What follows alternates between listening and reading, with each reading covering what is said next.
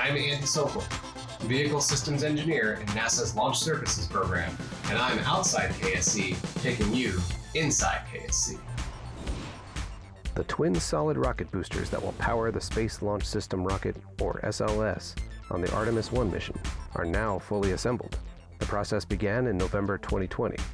Workers with NASA's Exploration Ground Systems and contractor Jacobs used a heavy lift crane in Kennedy's Vehicle Assembly Building, eventually stacking 10 booster segments and nose assemblies atop the mobile launcher.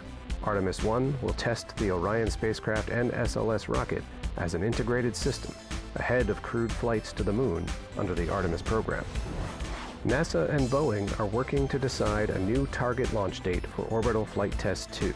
A United Launch Alliance Atlas V rocket will launch Boeing's CST-100 Starliner spacecraft on an uncrewed mission to the International Space Station.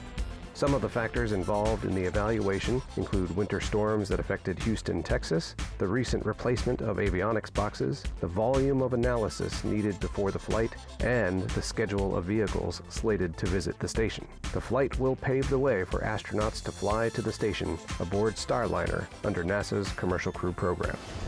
For more Inside KSC, check us out on social media and at nasa.gov/Kennedy.